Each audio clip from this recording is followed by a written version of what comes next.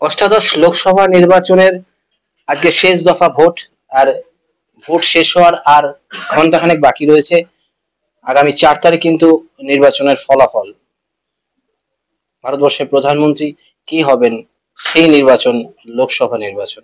এই মুহূর্তে পেয়ে গেছি মাননীয় বিধায়ক মহাশয়কে। তিনি কি বলছেন এই মুহূর্তে নির্বাচন নিয়ে, আমরা একটু শুনে নেবো তার থেকে। নির্বাচন প্রথম দফা দ্বিতীয় দফায় মানুষের মধ্যে একটু কনফিউশন ছিল, কিন্তু দফা যত বেড়েছে মানুষের মধ্যে অ্যাঙ্গার তত বেশি মানুষের মধ্যে বিরোধিতা বেড়েছে। একটা সরকার, ভারত সরকার, যারা রেকর্ড করেছে ধারের ক্ষেত্রে, এত ধার করেছে কেন্দ্রীয় সরকার, পরবর্তীকালে মানুষ সেটা বুঝেছে। এবং যখন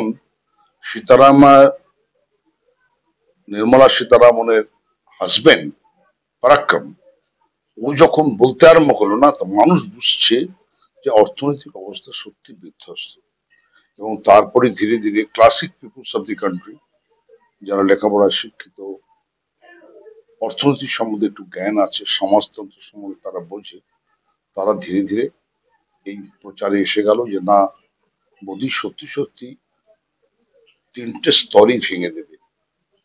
মানুষকে বাঁচার যে তিনটে স্তম্ভ, একটা হচ্ছে সামাজিক ন্যায় বিচার, দুই হচ্ছে অর্থনৈতিক ভাবে মানুষকে, দেশের মানুষকে সাহায্য করা, তৃতীয় হচ্ছে একটা peace for the all creed caste and community and religious.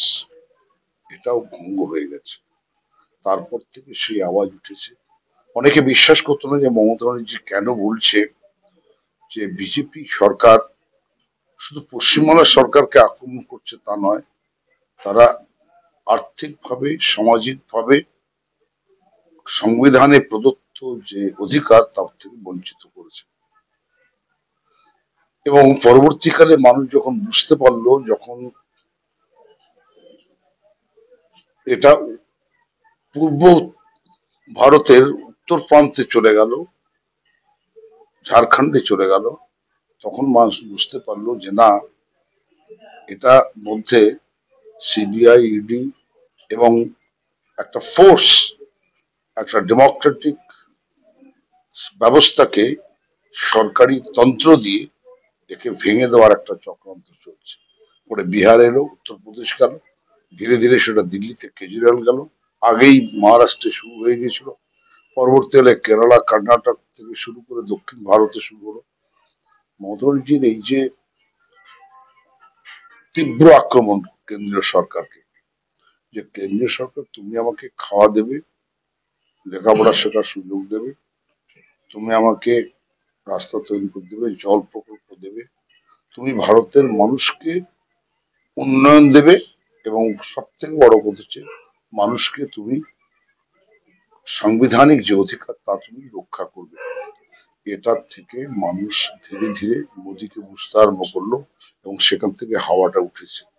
এই হাওয়া মমতা ব্যানার্জি অনেক আগে তোলার চেষ্টা করেছে, যে কোনো কারণে হোক, উত্তর ভারত, পশ্চিম ভারত এবং দক্ষিণ ভারত সেটা একটু পরে বুঝে সকলে যখন এক জায়গায় হয়েছে, তখনই বিজেপির যে স্বৈরতান্ত্রিক মনোভাব, একনায়কতান্ত্রিক মনোভাব, এটা আরো বেশি করে প্রকাশ পেয়েছে। তাই একেবারে শেষ দফার আজকের ভোটে এসে মানুষ সারা ভারতবর্ষে, পশ্চিমবঙ্গে আমাদের 9টা সিট, মানুষ উদ্বেলিত হয়েছে এবং উৎসাহিত হয়েছে যত তাড়াতাড়ি বিজেপিকে হারানো যায়। আমি এটুকু বলতে পারি, ছোটখাটো ট্রিটমেন্ট কি হয়েছে সেটা ধর্তব্যের মধ্যে পড়ে না নির্বাচনে, কিন্তু এই 9টা সিটের নির্বাচনে মানুষ দুহাত ধরে এবং দুহাত ভরে মমতা ব্যানার্জিকে আশীর্বাদ করছে, এবং 9টা সিটি আমরা জিতবো।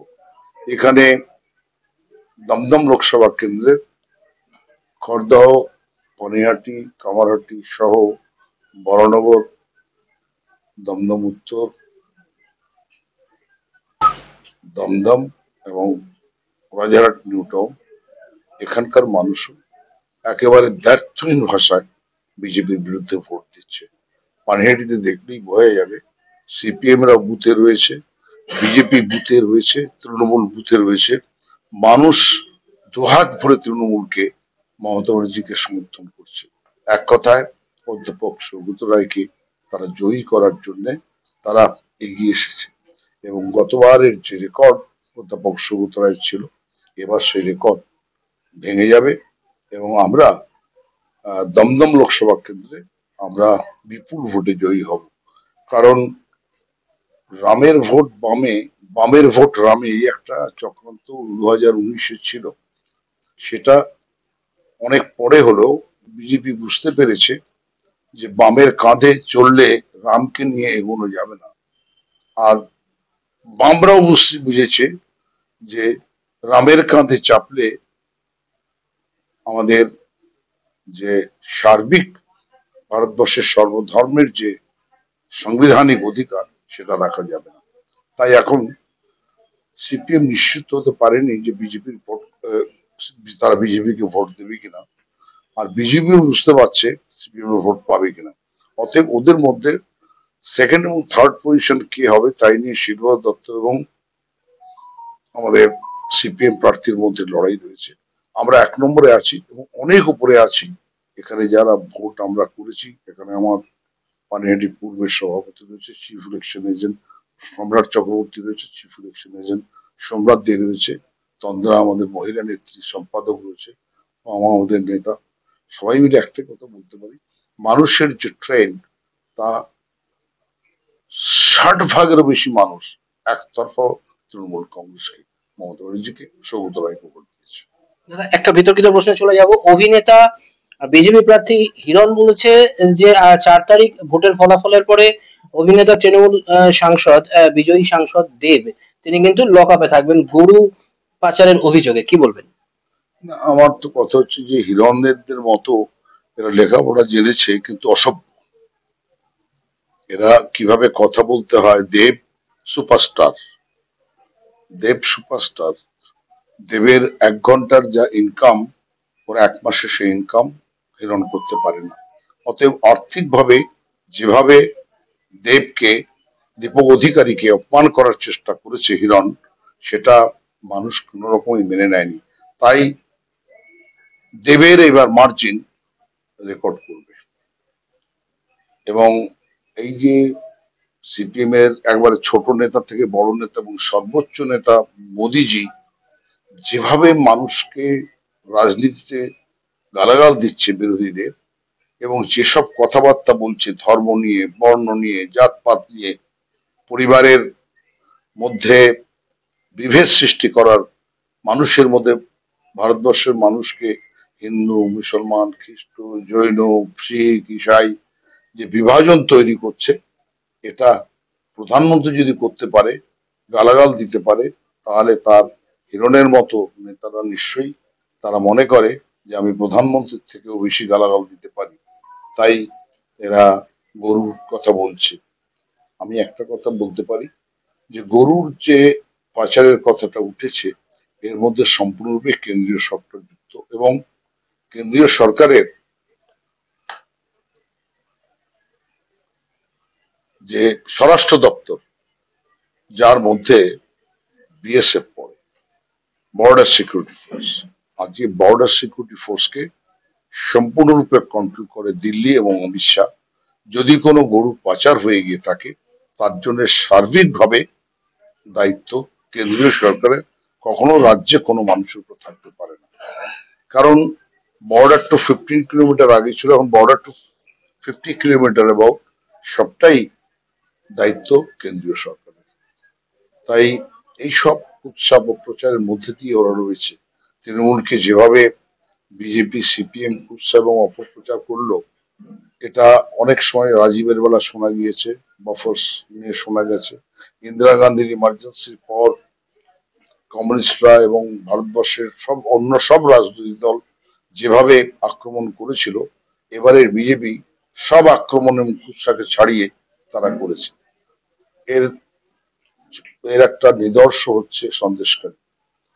পয়সা দিয়ে বিজেপির লোকদেরকে যেভাবে নারীর সম্মানকে নিয়ে খেলা করেছে, এটা ভারতবর্ষের মানুষ কখনো মেনে নেবে না। যেটা নিয়ে তারা তৃণমূল চোর, মমতা ব্যানার্জি চোর এসব কথা বলেছে, এবং তার থেকে ভালো কথা তো কখনোই হিরণ বলতে পারে না। তাই হিরণকে আমি চিনি, অ্যাসেম্বলিতে আছে মেম্বার বিধানসভা। হিরণের এর থেকে বেশি ভালো কথা বলার তার মানসিকতা নেই, এবং রাজনৈতিকভাবে ইমব্যালেন্সড দেউলিয়া হলেই এসব কথা বলতে পারে, এবং সেই কথাই সে বলছে। তাতে তৃণমূলের কোনো ক্ষতি হবে না। মমতা ব্যানার্জিকে মানুষ হৃদয় দিয়ে ভালোবাসে। মমতা ব্যানার্জিকে মানুষ উপলব্ধি করেছে যে লোকে যাই বলুক, Mamata for poor peoples, Mamata for workers, Mamata for patients. শ্রমিক, কৃষক এবং গরিব মানুষের বন্ধু হচ্ছে মমতা। দাদা, শেষ প্রশ্ন। আপনার লোকসভাতে তৃতীয়বারের বিজয়ী যে সাংসদ রয়েছেন অধ্যক্ষ সৌগত রায়, তাকে ভোট প্রচারে দেখা গেছে ব্রাত্য বসুর সাথে নাচ করতে, এবং এটা নিয়ে বিরোধী যিনি রয়েছেন শিলভদ্র দত্ত, বিজেপি তিনি ক্যান্ডিডেট রয়েছেন, তিনি বলেছেন এভাবে ভোট প্রচার সম্ভব নয়। আপনি কি বলবেন? না, আমাদের দেশে মানুষের তো রাজনৈতিক জীবন একটা থাকেই। মানুষের রাজনৈতিক জীবন থাকে, কর্মজীবন থাকে, ধর্মজীবন থাকে, সামাজিক জীবন থাকে, কিন্তু ব্যক্তি জীবন তো থাকবেই। আনন্দ উৎসব তো মানুষ করেই থাকে। সেই আনন্দ উৎসবের মধ্যে থেকে দুজনই রসিক মানুষ, পণ্ডিতজন। একজন ডক্টর, তিনি শিল্পী, তিনি মন্ত্রী, তিনি এমএলএ। আরেকজন হচ্ছেন যে 35 বছর প্রফেসরি করেছে, এবং তাকে যারা চেনে সবাই আমরা জানি তিনি রসিকও বটে। একজন মানুষ রসিকতা তার মধ্যে না থাকলে, আনন্দ মুখর আহ, মন প্রাণ না থাকলে মানুষকে কখনো আনন্দ দিতে পারে না। অধ্যাপক সৌগত রায় সকলকে এইভাবেই আনন্দ দেন। দাদা, আহ,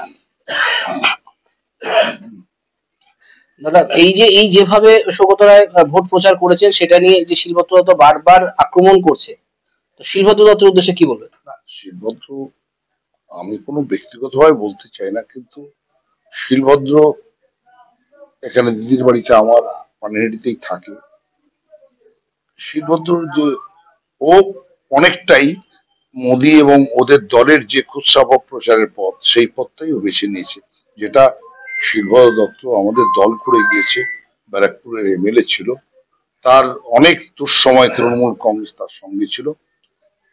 সেটা রাজনীতিতে সম্ভব, সমাজনীতিতে সম্ভব, কিন্তু যেভাবে একজন বয়স্ক মানুষ ভারতবর্ষে সাংসদ হিসেবে, যিনি ভারতবর্ষের মানুষের একেবারে পাদপ্রদিমে এসেছেন এবং রাষ্ট্রপতি পুরস্কারও নিয়েছেন, লোকসভা থেকে পুরস্কারও পেয়েছেন, সেই মানুষটিকে যেভাবে আক্রমণ করেছে বিলো দি বেল্ট, এটা আমি কখনো শিলভদ্র দত্তের কাছ থেকে আশা করি না।